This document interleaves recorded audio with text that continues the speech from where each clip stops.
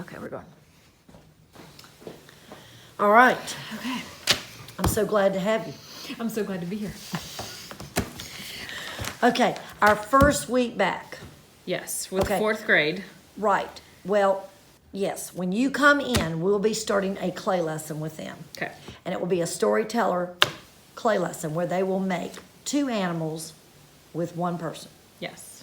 And they're going to have to create a story Right. about how these animals and this little person came to know each other. Okay. Like where they were and how they met.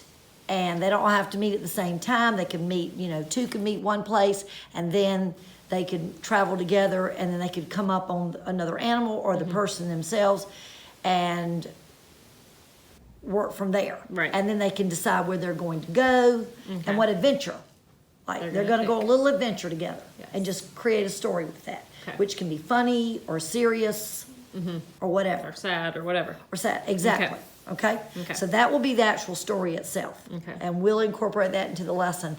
The best thing about the story is they can think about it as they're making these animals, and then at the Yes. end of the lesson, after the glazing process is over, then they can write that story. Okay. Then we'll go into how to actually do the pinch pull clay method, Okay, yes. where they take a ball of clay and and the they'll pinch pot. they'll take that ball of clay and they will pull up a part for the head. They'll pull out 2 side legs and 2 Okay. bottom legs. You Okay. actually do the same thing for a person. The Okay. head, 2 arms, 2 bodies. Okay. So it sort of looks like a gingerbread person at first. Okay. And then you can shape it with your hands to Right. create either the body of an animal or a body of a person. Gotcha. And you can take clay from the back and pull it and bring out like a tail of an alligator and bring it Right. around. Right. And we can actually give them, a little bit more clay for a larger animal and Right. less clay for like a bird or a Okay. frog or whatever, Insect or rabbit, something. whatever, something Okay. small. Okay. Yeah. So they really, it's best to give them like a small, like the first day, make your big animal. Mm-hmm. Then make your medium size animal the next day, and then make your person maybe the last day. Mm-hmm. We can divide it up like that. Okay. And then, of course, how they are going to attach them is going to be scoring and slipping. So Yes. they'll actually know what slip is and how we make it and how they scratch into the clay to score it. Mm-hmm. And they score both pieces and then, then they slip it between Mm-hmm. and then they twist them to make sure there's a suction. Right. So they're not coming apart. Okay. Okay? So we'll teach them all lots of clay techniques. Okay. So And- that'll cover a couple standards. Oh, that will cover That'll cover quite a this few. standard 1. Yes, it will cover form and elements. Okay.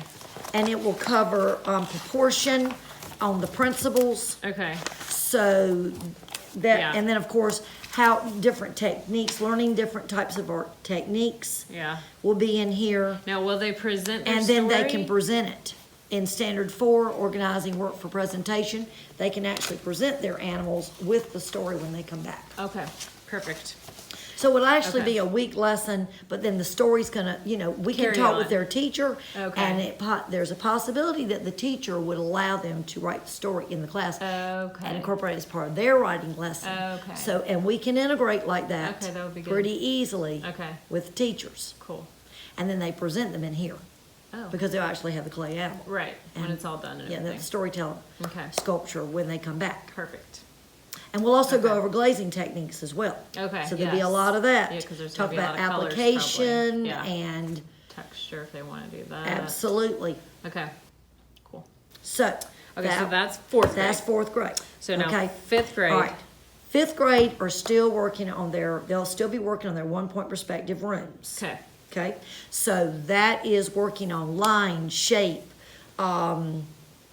color, and space. Yes. Okay. Because the perspective is the space part, actually. Mm-hmm. So they're actually focusing in as things go back in a room away from you, they're getting smaller. As they come towards you, they get larger. Mm-hmm. Right. And then, of course, to make them look like they're laying down on the floor, everything has to be drawn to that one point. Okay? Okay. And then once we actually get the drawings done, then the focus is application of color. And we really have to go in depth about that because We're doing shading. it's about shading, but at the same time, it's about using colors that don't camouflage your floor Oh. or your walls with what's on the floor or on the walls. Right. So I try to pull in pattern under principles. So let's incorporate some patterns, maybe in the bedspread if you have a bed, or maybe in a chair if you have an upholstered chair in there, or a couch. Or they could use solid colors on the furniture, and they could do some pattern wallpaper on maybe 2 walls and a solid color on the back wall. Yeah. There's so many different options. Yeah. That they can, Okay. think about. Yeah, that's a lot. But the biggest thing is do not camouflage what you've drawn Right. into your room. Right. How are you going to separate that back wall from those 2 side walls? Because if you color them all the same color, they just run together. Right. Now, if you can talk about shading as the walls go back toward that center wall, Right. they're going from light to dark. Now, if they're to there's that a level, window. you could do that. Okay. And then we want that imagination to continue to build and grow. And because that's extremely important. Yeah. Yeah. they And need that. so that's where we'll finish up with that. Okay. Now, as soon as they finish that room, they've got to start thinking about a design for a linoleum block.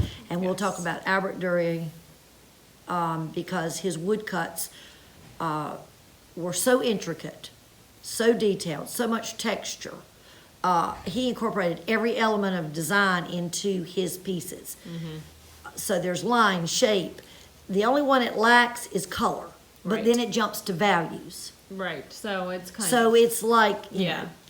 Form of color. you don't need color because Right. the values are so intense that it takes over. And of course, space is a big thing in his as well. So, and then the biggest thing is their block is only 4 by 6 inches. So we don't want them to try to draw too. And at the same time, ask yourself, does this drawing need color to be successful? If it does, scrap it, go to something that focuses on line, shape, Yeah. detail, texture, Yeah. Okay. And they can create a composition where they have things in the background. But they've got to think about, all right, my tools, how small do they cut? Right. And if I cut lines too close together, 2 lines Well, you become go one with- line. Right. Exactly. So there's a lot to consider with space in that picture. Okay. So So that'll cover. That'll cover. that'll pretty cover much- a lot of, Yeah. with standards, it'll go into your elements and principles of art. Once again, it will go into your learning technique, a new technique, Yep. new art technique. Elements and principles. That's the same one. Yeah. Yep. And Interpret the meaning. they can interpret, Yeah. I every mean, you're, art, you're everybody looking interprets at it differently. maybe a smaller section of a. Like, what kind of feeling do larger- you get when you look at that piece Right. Yeah. versus another piece? Yeah. Because some give you an eerie feeling, and Yes. some do not. Yeah. I have one particular block that we did about 35 years ago. And when you look at it immediately, you get this real eerie feeling. It's like looking at the screen. Exactly. And then, then others don't at all. Right. So, we can, And then this is art history, so that would definitely Yes. cover him with art well, that history. covers Albert Dury. So Yeah. Perfect. you have that. Okay. So I mean, it's hard not to cover a lot of most these standards. projects, you're always gonna be covering the principles of design Mm-hmm. and art elements. I don't know of a project that we do that you don't. Right. And then, of course, every project is going to incorporate learning a new art technique. Yes. And then we'll also include art history. Yeah. But the And I'll biggest bring thing we Mark need to back. work on is having those children stand up and talk about their work. Yeah. And, and Be able to then use terms that describe to it. describe it. Yeah. So that they can say, all right, I used pattern to create this. Or I used, Value or- yeah. here, my picture's balanced because of how I spaced out everything in my picture. And I always relate it to a seesaw, because if there's too much on one side of the seesaw, what's going to happen? Oh, yeah. That's a good. Yeah. So if you put 2 things here and 5 things, 2 big things, 5 or 6 little things, it might just balance. Right. So I look at it like that as Okay. well. No, that's a good way to look at it. And then another biggie is, I feel like it's very important, is children need to know how to critique other children's work. Yes. And at the same time, they need to learn how to take the critique. Yes. And if they learn how to do it Constructive in a positive, criticism. positive way, like what stands out to you first, And then, what do you think needs improvement? But then, if you're gonna say what needs improvement, then you need to suggest. Right. How can they improve it? Not just make that different. Right. Right, you got to give, Yeah. and they're pretty good about doing that. Okay, If you ask them, they'll do that. Okay. And, and then, yeah. So, yeah, so then that's what we'll be doing the We'll first be doing week. that the first week and finishing it up. Okay, so Um, classroom expectations. Okay, all right. In here, students are allowed to get up while they're working, to sharpen pencils, to get a ruler, to get materials. They're not, they're not told to stay in their seats unless they're actually working. Right. When they come in, what I like to do is, if I'm starting a lesson, I like to circle the children around the table so they're close to me. Okay. And I make them stand shoulder to shoulder, Okay. so that I've got their full attention and I can, my eyes on each child in that room, so I Right. know if they're listening. You can tell by wandering eyes, Yeah. body movement, if they're really catching Right. on to what you're saying. Yeah. And then I like to do that demonstration right before them. Okay. On the table. Okay. I will do some on the board. Okay. You will do some up on the board. Okay.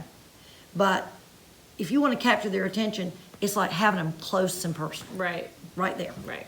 I think works for Yeah, them because a having them little spread bit out, better. that could be hard to, Well, sometimes you lose them. yeah. And they'll start talking with a friend, and then you don't even catch that sometimes. Right. But it's a little harder to do when they're around a table. So I expect them to listen. If they start playing and it's too disruptive, I pull them out Okay. and have them step aside from the circle. Okay. And then they have to, watch from away, because I can't have them disrupting other children. Right. Taking their attention away from what we're trying to show. Okay. And most time they're pretty attentive. Okay. So Yeah, I mean, they that's- know they don't have a lot of time, so. Exactly. Yeah. So that's how I started out. Now, once they get their materials and get seated, then they pretty much are in their seats working most of the time, unless they have to get up to get a material. Okay? Okay. If they are talking, and that's all they're doing, then they are warned 1 or 2 times. And then after that, if it's too disruptive to the table, I'll pull them aside, and sometimes I'll even put them at a back table by themselves. Okay. And then the work begins. Right. Usually. Right. So if they're chit-chatting with each other, I mean, if but it's they're about- also working. Exactly. And it's then- quiet, not bothering anyone around Right. them. That's one thing. Right. Because, I mean, it's not like, I don't want to put them in silent art. Right. Now, some children come in here and they choose to be silent. They Yeah. don't want anybody talking to them. They just want to they want to zone in. And that's perfectly fine. But if As they long want as- to talk a little bit, that's fine too, until it starts disrupting anyone else in this class. Right. And then we're going to have to deal with that. Okay. And there are some that will push that button quite a few times, and that's the ones that get separated. Okay. And we'll just pull them out, put them by themselves. Okay. Usually that ends it. Okay. If I have but if Yeah. it continues Something to every talk time to. they come, it's something that we cannot, if they refuse to stop altogether, I'm a big parent Okay. caller. Caller. I call. Okay. And sometimes I'll do it right during the class, and we go out in the hall and we talk. Okay. And sometimes I'll leave a message and we talk later. Okay. But usually that will be, oh, I better get busy, because mom's gonna know now, even if she left a message on the phone. Right. So I like to keep that close contact with those parents as much as possible. Yeah. Yeah, for sure. Okay. So that's how that's handled. Okay. Okay, Now, IEPs, students with IEPs. For them. well, they're mainstreamed in, we only have one in 6th grade that comes in from I guess you'd call full-time, she's in with the special ed teacher Okay. all day. Okay. And I give her extra time to do projects because she is able to do the work. She just needs extended time. Okay. She needs a little bit more one-on-one. Okay. So I help her with that. And sometimes the students themselves, if she needs assistance and I can't get right there, Okay. they'll jump in and give her a little assistance as well. Nice. So, and they like doing that. Okay. So that's basically how I do it for her. And sometimes I let her take it home. Now, I don't let everybody take their sketchbooks home, but I do for her because she just needs a little bit quieter space. I got you. And she's in a large class. Yeah. So it's better to allow her to do that because she will actually bring her sketchbook back to school the next day. Okay. because their parents make sure that happens. Right. So Good. Okay. that's very helpful. Okay. The other children that are in resource, they usually might just need a little extra time to do the work and some one-on-one, but that's about it most of the time. Okay. They can all handle the work. Right. It's just the time. It's just the Because time. it's such a short period of time. And if it's a child that I would ever get that comes in, that the work is way above their head, then I'll change up the project completely. I'll just simplify it. Right.